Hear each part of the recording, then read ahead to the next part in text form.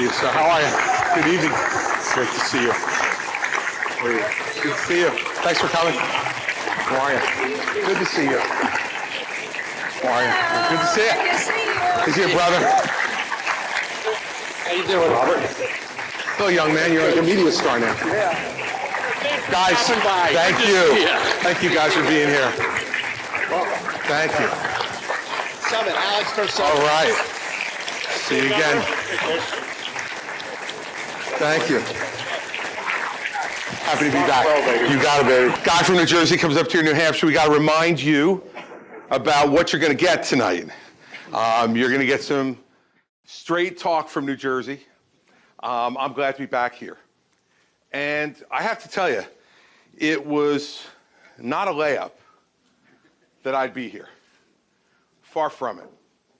If you had asked me a year ago whether I would be up here to talk to all of you about the future of our country and where we would go, I probably would have said to you, you know, life's pretty good in New Jersey, and I think I'll stay down here and let you all fight it out up here like you always do every 4 years and get a new crop of folks come up here and talk to you.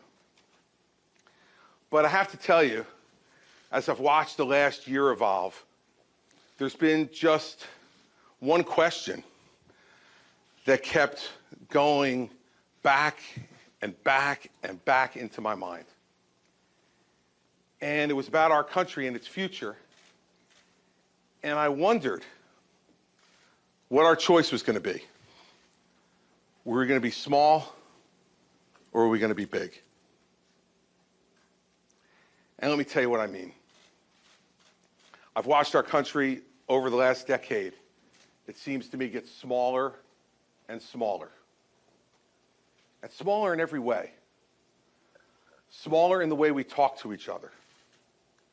Smaller in the way we look at each other. Smaller in the things that we talk to each other about. Smaller in the issues that we cared enough to get angry about. The issues that we cared enough to get involved in. And I thought to myself, why do I continue to get this feeling that America, for the first time in its history, is getting smaller? And what I concluded is because we've had leaders who have led us to being small. Small by their example. Small by the way they conduct themselves. Small by the things they tell us we should care about. Smaller and smaller. And they do it in other ways too. They're making us smaller by dividing us into smaller and smaller groups. And they sell to you that we should get into these smaller groups because we'll be more comfortable. See, because the smaller and smaller group you get into, then you're probably not going to hear anything you disagree with. The smaller group you get into, you just watch the news that you want to hear. The smaller the group you get into, the less chances you'll ever be offended by anything. See, this is not just a right problem. This is a right and a left problem. We just go about it from different ways. I'm not just talking about the leadership of my own party. I'm talking about the leadership of both parties. Barack Obama made us smaller by dividing us and trying to make sure that his party was divided into smaller pieces so that he could lead the small pieces that he wanted to. And Donald Trump made us smaller by dividing us even further and pitting one group against another, different groups pitted against different groups every day. And by definition, making those groups smaller. Because even when you're talking to those small groups, you're going to say something that offends them. And the leader, instead of trying to bring people together, says, it's okay to leave. It's okay to go. Move to another group that you agree with even more, which by definition will be even smaller. And now Joe Biden is doing the very same thing. just on the other side of the political divide. He ran promising us that he was going to bring the country together, that he was going to unite us, that he was going to bring a new sense of unity to the United States. And instead, what he decided to do was to take his groups and divide them even smaller and actively pit them against Republicans. To paint all Republicans with just one brush, even though all of you in this room who may be Republican like me knows that there isn't just one brush to paint our party with. So what's the problem with that? You know, in some respects, maybe you feel a little bit better. You turn on a news show and you hear things that come back to you that you agree with. You probably smile, maybe you nod. You go to dinner parties where only the people that you agree with are around the table. There's no arguments. Everybody agrees. You go to a college or a university where you see people who only agree with you, professors who only agree with you, and you learn only the things that you already know. See, that's not the America that I grew up in. And if you look back at our history, when we have had great leaders, at every pivotal moment in our history, there was a choice between small and big.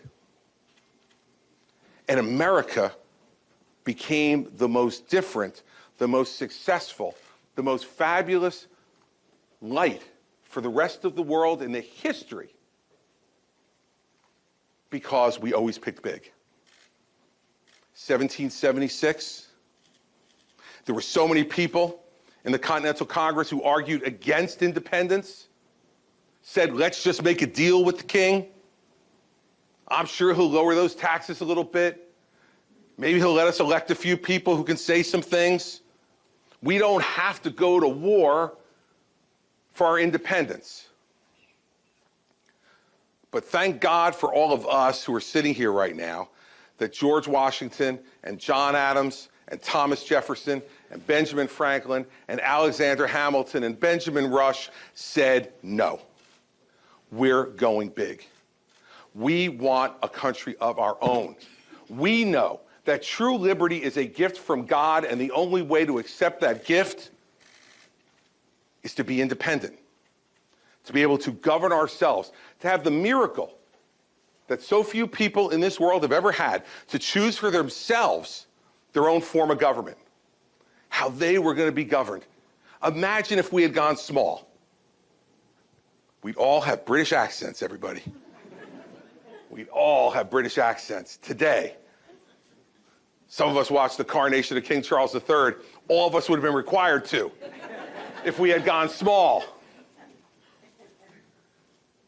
And then you had 1861, when the country and many people in it literally wanted to make it smaller. They wanted to divide it in half because we disagreed. We disagreed on some fundamental issues, like slavery, like how the federal government interacts with the state governments, and who should really be in charge. And if we had had a small leader sitting in the White House in 1861, we would not have become the greatest continental country the world has ever seen. And who knows how that would have ended. But it would not have ended with a country as vast and great and rich and free as it is now. Because Abraham Lincoln said, a house divided against itself cannot stand. And he knew when he said it that he was going to cause the death of citizens all throughout this country. The greatest loss of life in any American war, the Civil War, when we killed each other. But Lincoln knew that in the choice between a smaller America and a bigger America, that any sacrifice was worth it to make America bigger. He made that choice, and he gave his life for that choice. That's a great leader.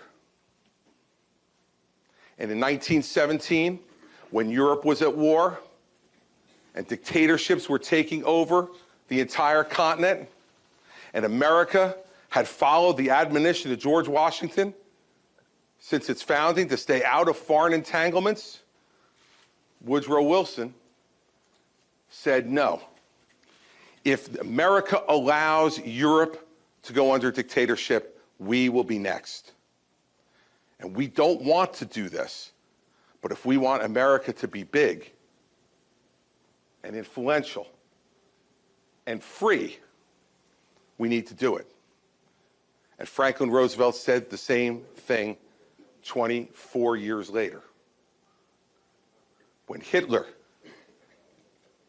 and Mussolini and Hirohito decided that dictatorship was what was going to rule the world, and Roosevelt and the rest of America said no, and sent hundreds and thousands of our men to Europe and to the Pacific, because they said America is better than this, and we're going to help the world be better than this. Again, imagine what would have happened. We know what would have happened if America had pulled away and decided to go small. Europe would have been dominated by Germany, by totalitarianism and Holocaust. And who knows what would have happened next to the United States with a Germany that ran all of Europe. We said no. America will go big. And 20 years later, John Kennedy stood at a speech and said, with absolutely nothing to base it on other than his belief in us, that we're going to the moon. And we're going to the moon before the end of the decade.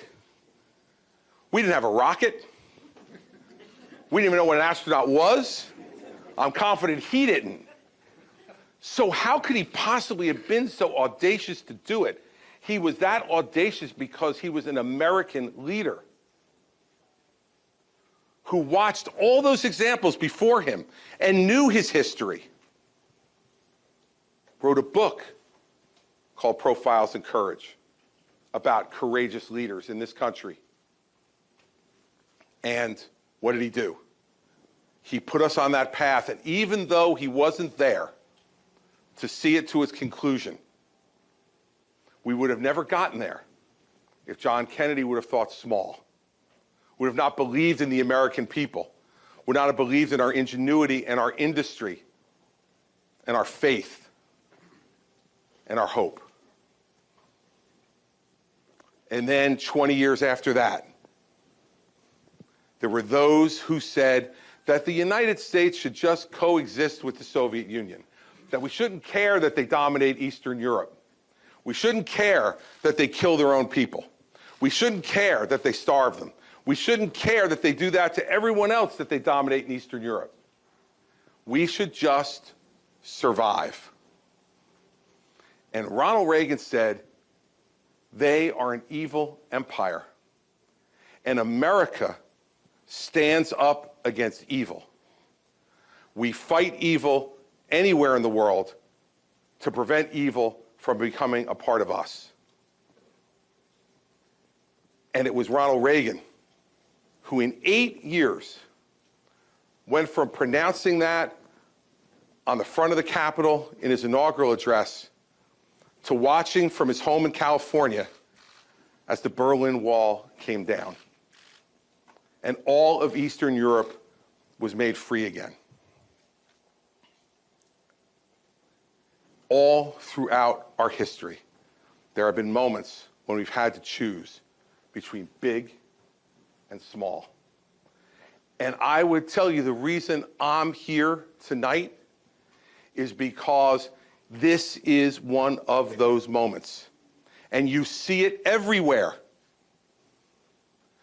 We have candidates for president who say we shouldn't care about what's happening in Ukraine. We shouldn't care that Russia wants to take a free and freedom-loving country and put it back under its thumb. That's not America's concern. We have candidates for president who are talking about issues that are so small that sometimes it's hard to even understand them. But let me tell you why they're talking about those small issues. For the very same reason that leaders who are pretenders have always talked about small issues, to divide you further and to make it easier for them to rule over you. The more divided we are, the more likely we are to be dominated by a single leader. We fought against that 245 years ago. And as I sat in our home in Mendham, New Jersey, living a very comfortable existence. Now, I want to make clear that after 8 years of being a Republican governor in New Jersey, any existence would be comfortable. So this is not a high standard, but it was a bar that we were clearing every day. Mary Pat and I said to each other, we can't sit by and watch this. We cannot sit by and watch this happen. There's a big argument in our country right now about whether character matters. And we have leaders who have shown us over and over again that not only are they devoid of character, but they don't care. And they tell you you shouldn't care. Just look at what results I produce. Well, there's some fiction in that too, and we'll talk about that tonight. But the Greeks said character is destiny. And if you think about the stuff I just talked about, at every one of those moments, we had men and women of character to make the big versus small decision. Whether we agreed with them politically or not, Washington and Adams and Jefferson and Franklin and Hamilton were men of character, as was Abigail Adams, a woman of character who told John Adams what to do most of the time, if you read their letters. And if George Washington had not destroyed all his letters between he and Martha, I suspect we may have found the same thing about him, which just shows you that's why Washington was the first president and Adams was second. That's just a little smarter. But whether it's him, those folks, or Lincoln and his team of rivals that ran the government during the Civil War, or Wilson, or FDR, or JFK, or Ronald Reagan. These were men of character. We can't dismiss the question of character anymore, everybody. If we do, we get what we deserve. And we will have to own it. So let's talk about candidates for a second. I just will tell you this, that if you are in search of the perfect candidate, it is time to leave. I am not it. And not only am I not the perfect candidate, I'm far from the perfect person. I've lived a life at 60 years old now that have had enormous, enormous highs. Honors and privileges that as a child I could have never, ever imagined. Meeting the Queen of England, traveling around the world to meet leaders of heads of state in the Middle East and in Europe, to have the opportunity to lead my state through the worst natural disaster that it ever had, and have people come up to me during Hurricane Sandy when I would see them, and they would say to me, "Thank God you haven't forgotten us."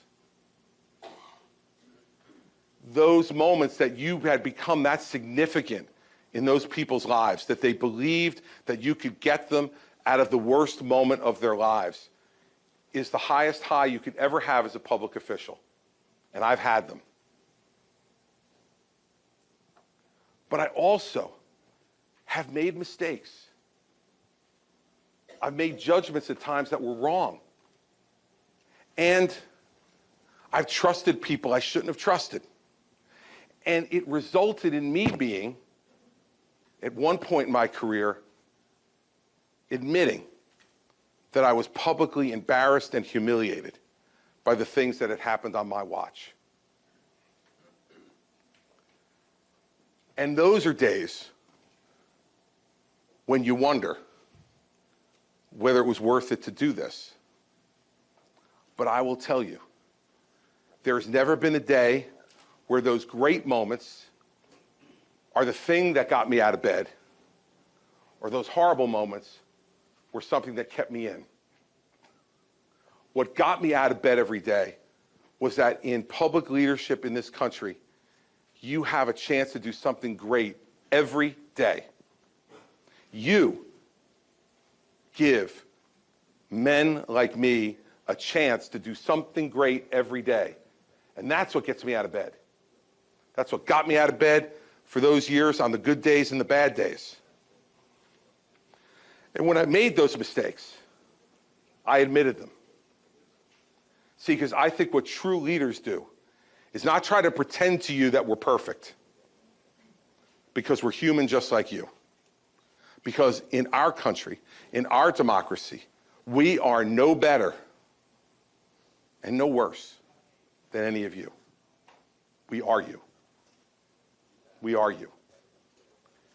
And if your leaders are not willing to admit to you that they're fallible, that they make mistakes, that they hurt like you, that they bleed like you, and that they suffer disappointments and letdowns,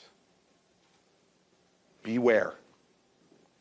Beware of the leader in this country who you have handed leadership to, who has never made a mistake, who has never done anything wrong, who when something goes wrong, it's always someone else's fault, and who has never lost. I've lost. You people did that to me in 2016. All of you. And I have two of my children here tonight who remind me of that all the time. They said, "You're going back to New Hampshire?" They beat you. But beware of the leader who won't admit any of those shortcomings. Because you know what the problem is with a leader like that? A leader like that thinks America's greatness resides in the mirror he's looking at. I believe that America's greatness resides out there, among all of you.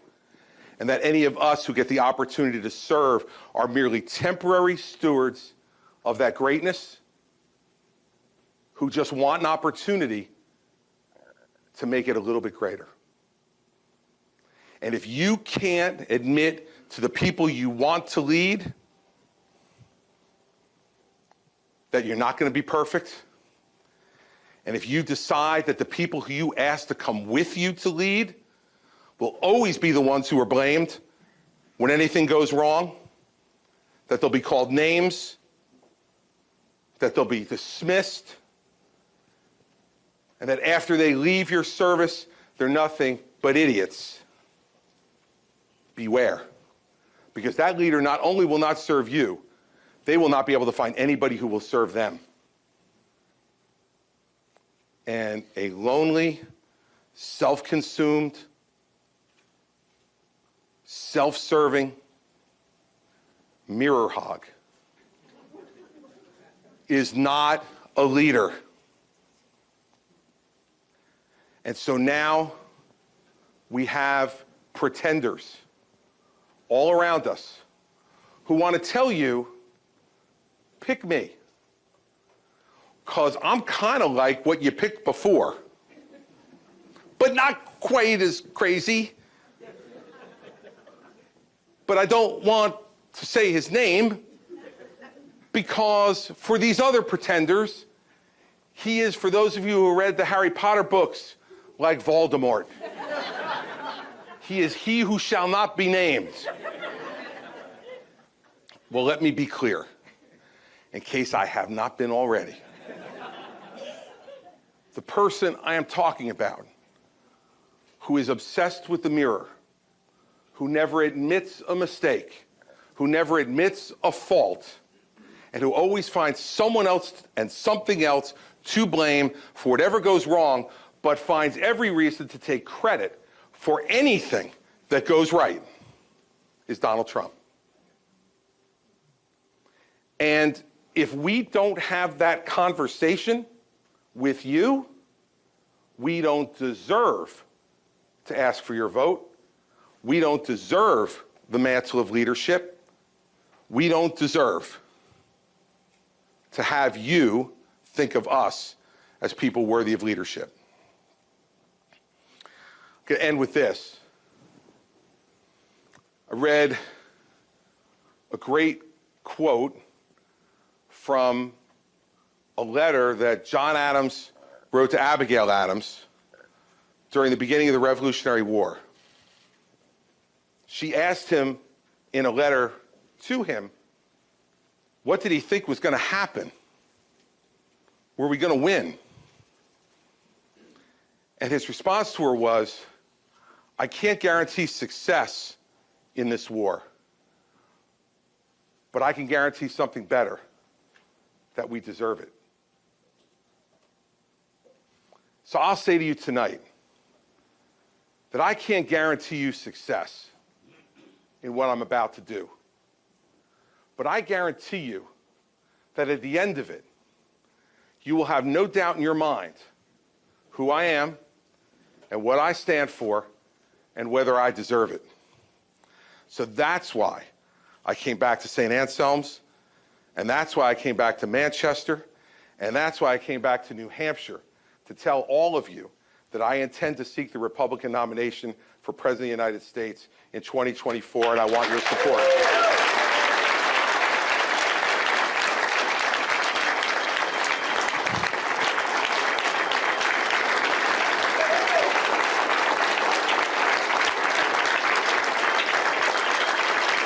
Thank you.